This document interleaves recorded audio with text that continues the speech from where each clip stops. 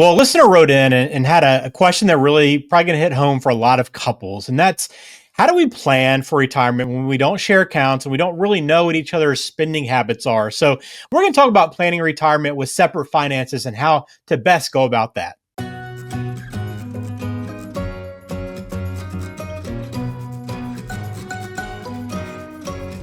Welcome into Dollars with Dennis. I am Ben George. He is Dennis Hoare, of course, of Faith 401k and Money Management, founder and president there. Dennis, good to see you. I know you work with a lot of couples, so I think today's question is probably one that you've addressed before.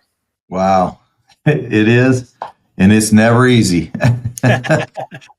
I like to start with the fact that if you marry somebody, you're sharing everything, and that's the best way to go about it. But that's not always the reality. So then we have to deal with it from there.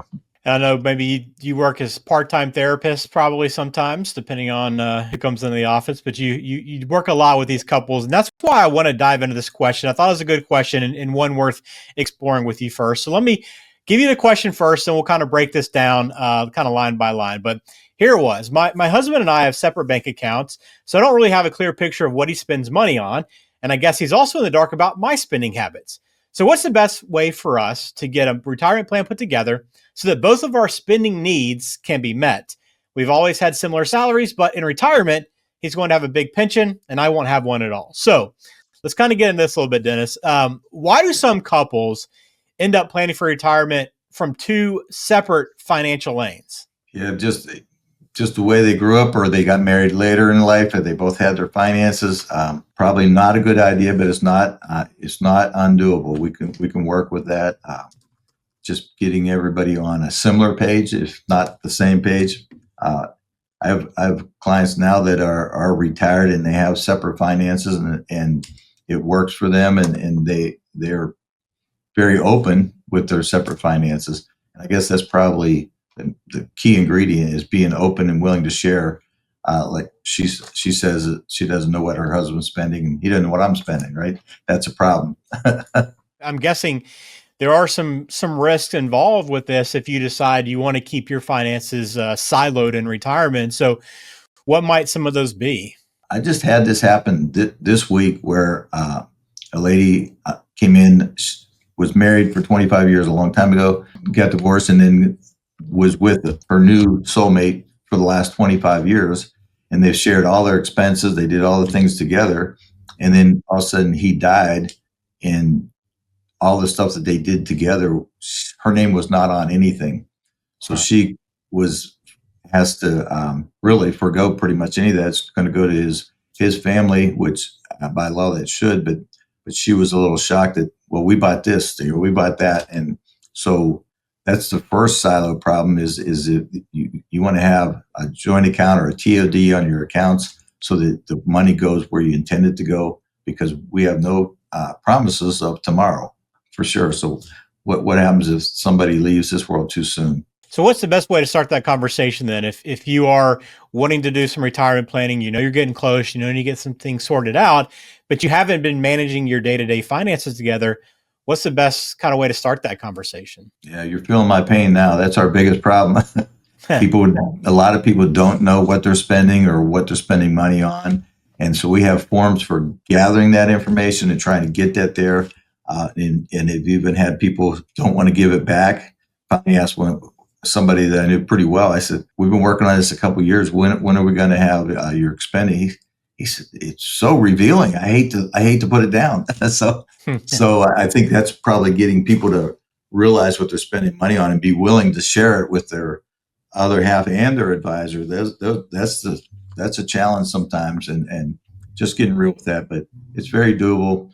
Getting the right information and having two separate accounts isn't impossible. But sometimes we just take and maybe run two separate plans and see where we can overlap them and where we can blend them together to come up with an overall big picture and communicate that. How should you be approaching your budget when maybe things are so out of whack, so to speak? Yes, it may sound too simple and too hard to sell, but you take total retirement income and prorate it. If you're going to have separate accounts, and this one's getting $5,000 a month, but this one's getting $8,000 a month, you can prorate the expenses by the household whether it's 2/3, 1/3, 60/40, something on that lines. But prorating the expenses is an easy way to deal with that. And then also brings up the fact when there's a pension involved is what is the best plan for the survival benefits, because every pension plan has a survivor benefit package, and getting the right one. That's, you want to have your retirement plan advisor in place before you go pick those options, because that is critical. So when a spouse dies, if they haven't picked the right survivor benefit, that could crush a retirement plan really quickly. Well, kind of as we wrap this up, is it possible to maintain this financial independence if you are a couple that is in this position that keep things separated? I know there's a good number of couples that decide to do that. Is it possible to maintain that independence while you're still planning together? Can you do both? I think so. Yeah, for sure. And perfect example of clients that they have his account, her account, and then they have a home account. So they figure out their expenses every month. They put money into their home account, and then all the bills for the home come out of that account, and that's how they pay them. For them, it works very well. It's very clean. They did that themselves. That wasn't even my suggestion, but I like how it works for them. It probably would not work for a lot of people, but it works for them, and I think that's a really good testament to their marriage. And the other thing I would tell people, if you meet them ahead of time, is when they're getting married, meet with a financial advisor at that point, so that you have a chance to maybe bring up some subjects that you haven't done before, and do that.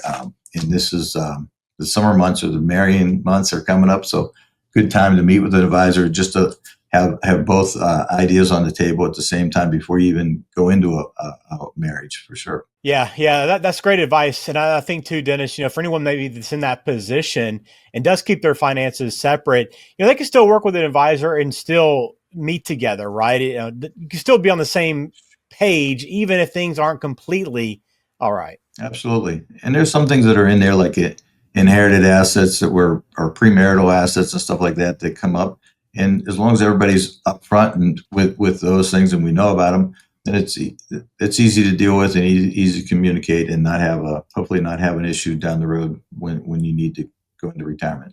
Absolutely. And I think, kind of some kind of final thought on this. I think a little coordination now can go a long way to help relieving some of that stress and making sure everybody's on the same page, and that you're both supported in retirement, because that's the goal, right? You both want to be able to enjoy retirement. So you can always have someone to help you out with that. And Dennis, I know, and his team there at Faith 401k Money Management can help you do just that. And go to 401k.faith to learn more. You can schedule a time to meet with Dennis there through the site, but you can also call 513-898-1897 as well to get in touch with the team. But great question. We appreciate the feedback as always. Send in your questions you have them for us. And if you prefer to talk with Dennis, again, that's the best way to begin that conversation as well. But Dennis, as always, we appreciate your time and appreciate your insight.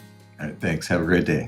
Securities and investment advisory services offered through Osaic Wealth, Inc., member FINRA SIPC. Osaic Wealth is separately owned, and other entities and/or marketing names, products, or services referenced here are independent of Osaic Wealth.